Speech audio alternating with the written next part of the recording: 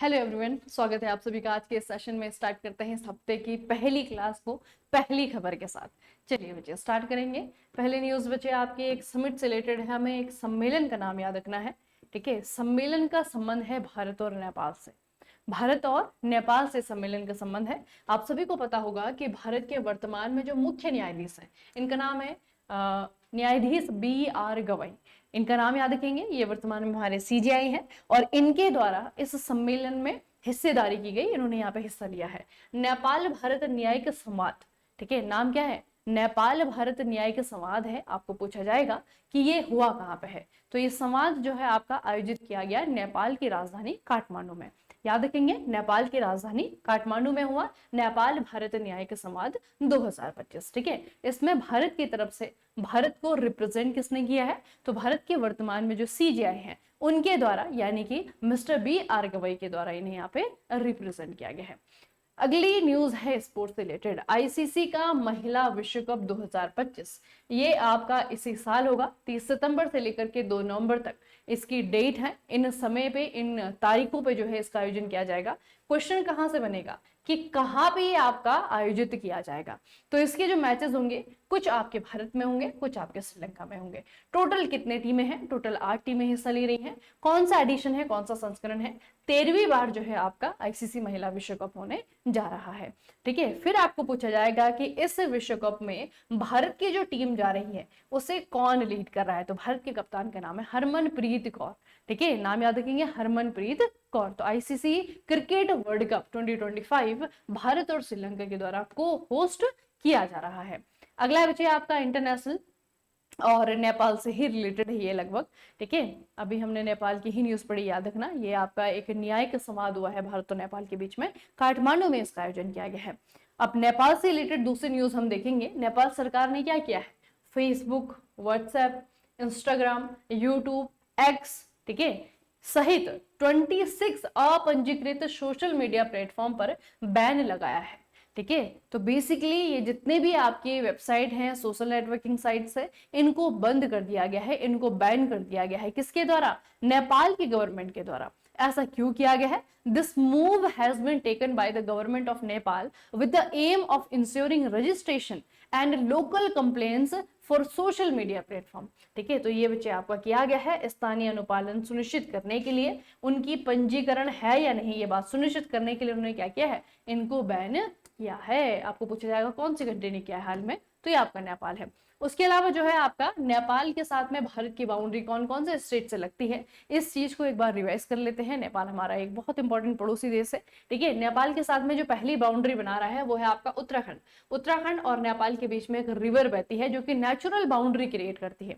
नदी का नाम है काली नदी, ठीक है। नाम याद रखेंगे, काली नदी जो है उत्तराखंड और नेपाल के बीच में बॉर्डर पे बहती है, ठीक है। इस तरीके से जो है दोनों ही एक तरफ हमारा राज्य है, दूसरा नेपाल है, ठीक है। तो इन दोनों के बीच में जो है नेचुरल बाउंड्री बनती है। पहला हो गया आपका उत्तराखंड, दूसरा बचे आपका यूपी है, फिर आपका जो है बिहार है, और थोड़ी सी बाउंड्री अगर आप लोग यहाँ से देखेंगे तो ये आपके वेस्ट बंगाल की भी लगती है, और लास्ट जो बाउंड्री है वो है आपका सिक्किम के साथ में, ठीक है। तो इस तरीके से जो है नेपाल अपने पूरब में, अपने पश्चिम में, अपने दक्षिण में जो है तीनों तरफ से भारत से घिरा हुआ है। सिर्फ उसके जो उत्तर में है वो है आपका चाइना, यानी कि तिब्बत वाला क्षेत्र, ठीक है। तो इस तरीके से आपको याद रखना है नेपाल की बाउंड्री कौन कौन से भारतीय राज्यों से लगती है। और नेपाल ने हाल ही में क्या किया है?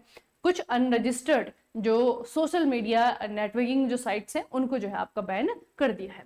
अगला बच्चे, विश्व की नंबर 1 बेलारूसी टेनिस खिलाड़ी यानी कि अरियाना सबालेंका ने 2025 का US ओपन जीत लिया है, ठीक है। US ओपन के रिजल्ट आ चुके हैं, ठीक है। ये हमारे इस साल का, मतलब कि 2025 का ये आखिरी ग्रैंड स्लैम है बच्चे।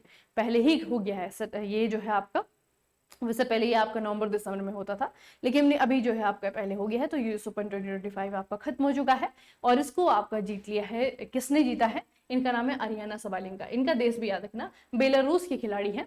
दूसरा बच्चे आपको मेंस टाइटल भी पूछा जाएगा, तो मेंस में भी जो है यानिक सिनर को हरा दिया है। यानिक सिनर को हराया है, किसने हराया है? कार्लोस अल्कराज ने हराया है। पूछा जाएगा ये कहाँ के खिलाड़ी है, तो ये स्पेन के खिलाड़ी है, ठीक है। स्पेन के खिलाड़ी हैं कार्लोस, और इन्होंने जो है आपका यानिक सिनर को फाइनल में हरा करके US ओपन 2025 अपने नाम किया। तो दोनों ही खिलाड़ी इंपॉर्टेंट है, अरियाना सबालेंका और कार्लोस अल्कराज। अगली जो न्यूज है बच्चे ये है रॉयल भूटानी बौद्ध मंदिर से रिलेटेड।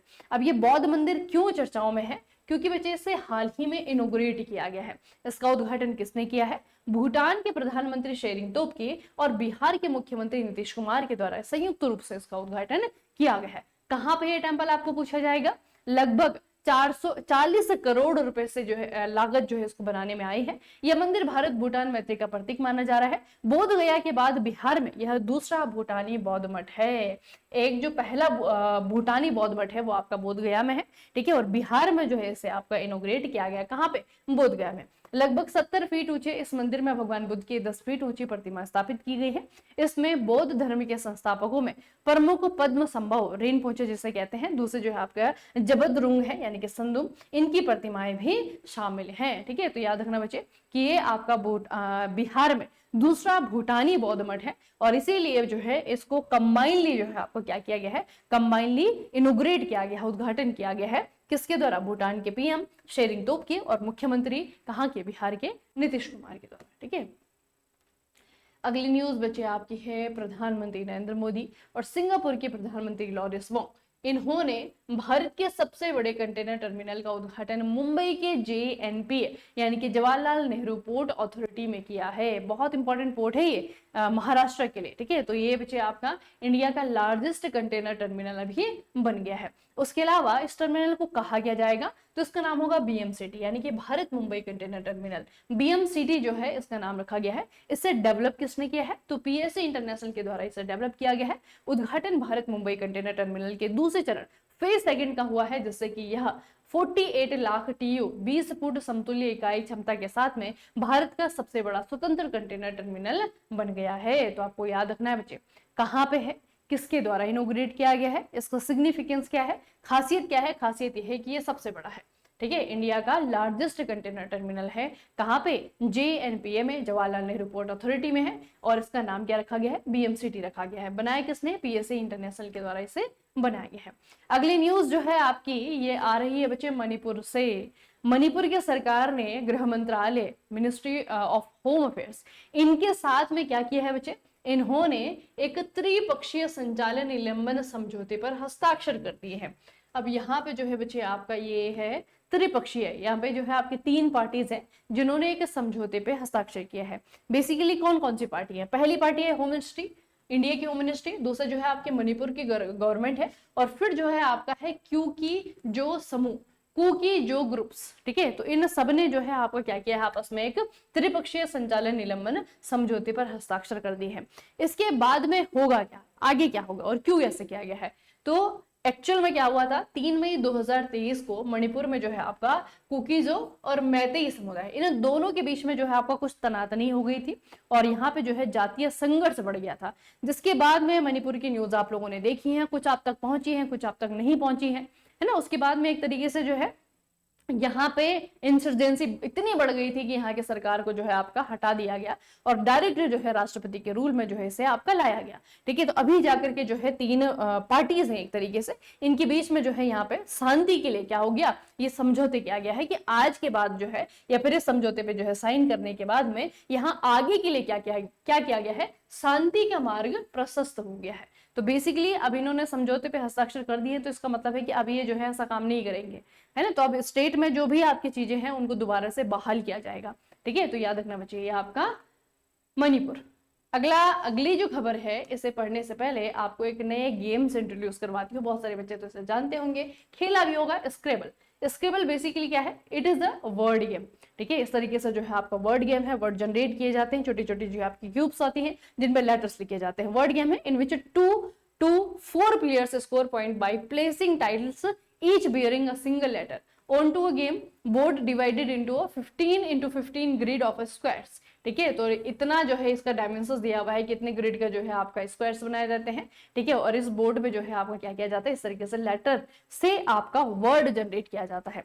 ठीक है, 1 से लेकर के 4 तक के खिलाड़ी इसमें हिस्सा ले सकते हैं, मतलब कि 2 हैं या फिर आपके 4 हो सकते हैं। ठीक है, और इस गेम को हम क्यों पढ़ रहे हैं? क्योंकि बच्चे इसी गेम में world youth scramble championship WYSC, ठीक है, इस खेल में जो है आपका, इस खेल की चैंपियनशिप में भारत के खिलाड़ी हैं, 14 साल के हैं, इनका नाम है माधव गोपाल कामत। माधव गोपाल कामत जो दिल्ली से हैं, इन्होंने 2025 का ये टूर्नामेंट जीत लिया है, अपने नाम किया है। और ये जो है इंडिया के पहले क्या बन गए हैं, वर्ल्ड यूथ स्क्रैबल चैंपियनशिप चैंपियन जो है आपके बन गए हैं। माधव ने यहाँ पे टोटल 24 राउंड थे, 24 में से जो है 21 राउंड जो है जीते हैं। ठीक है, तो दिल्ली के हैं बच्चे, इनका नाम है माधव गोपाल कामत। आपको पूछा जाएगा कौन से खेल के खिलाड़ी हैं, स्क्रैबल के हैं, और इन्होंने जो है आपका वर्ल्ड यूथ स्क्रैबल चैंपियनशिप जो है अपने नाम किया है। इस तरीके से जो है आपका इस खेल के चैंपियन बन गए हैं। ठीक है, और पहले इंडियन है बच्चे, पहले इंडियन है। अगला है आपका मिनिस्ट्री ऑफ कंज्यूमर अफेयर्स। इन्होंने क्या किया है, इन्होंने भी कुछ घोषणा की है।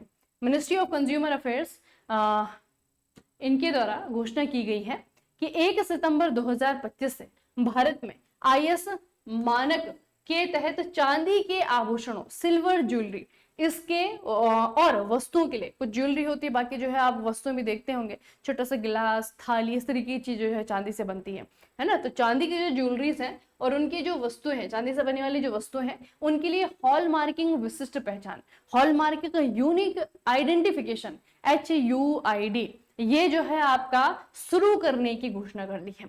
इस प्रणाली पर आधारित स्वैच्छिक hall marking, voluntary hall marking start कर दिया है।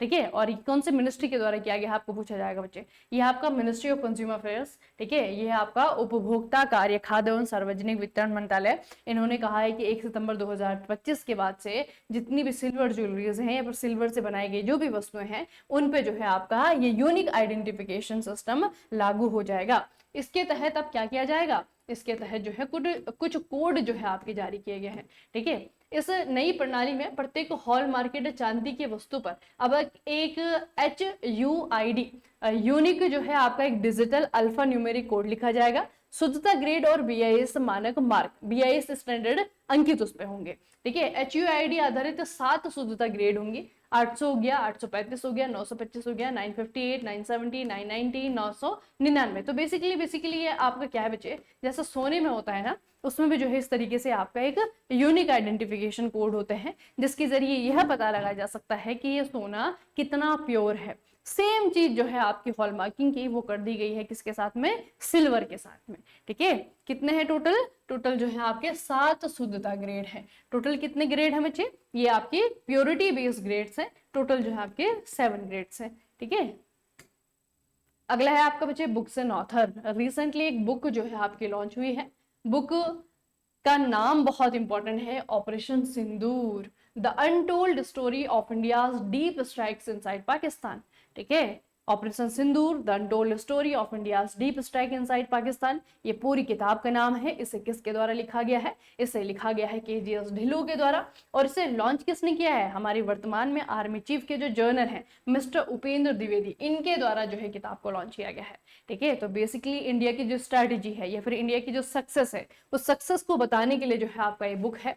ठीक है, इसमें ये लिखा गया है कि किस तरीके से भारत ने पाकिस्तान पर एक सफल ऑपरेशन चलाया, कंडक्ट किया। ठीक है, और भारत इसमें बहुत अच्छे से जो आपके सक्सेसफुल भी हुई। ठीक है, तो एक बहुत इंपॉर्टेंट बुक है बच्चे, आगे आने वाले एग्जाम्स के लिए याद रखेंगे। नाम है ऑपरेशन सिंदूर। ठीक है, शॉर्टकट भी दिया जा सकता है, पूरा नाम भी आपको दे सकते हैं। तो ऑपरेशन सिंदूर आपको याद रखना है। आपको राइटर का नाम याद रखना है, लेफ्टिनेंट जनरल KGS ढिल्लों इनका नाम है। इनके द्वारा जो है आपकी किताब लिखी गई है। बाकी आपको पूछा जाएगा कि अलग से जो है आपका HUID, ये जो एक स्टैंडर्ड है, ये हॉलमार्किंग सिस्टम है। बेसिकली किसके लिए आपका लॉन्च किया गया है, तो ये आपका किया गया है चांदी के लिए। और इसमें आपके टोटल जो हॉलमार्क बेस्ड प्योरिटी बेस्ड जो ग्रेड्स हैं वो टोटल कितने हैं, 7 ग्रेड्स हैं। ठीक है, बहुत इंपॉर्टेंट न्यूज है। उसके अलावा बच्चे आपका ये भी याद रखना, स्क्रैबल चैंपियन बन गए हैं भारत के, पहले भारतीय जो है स्क्रैबल चैंपियन बने हैं। इनका नाम है माधव गोपाल कामत, है ना, पहली बार किया है कारनामा, तो याद रखना। बाकी बच्चे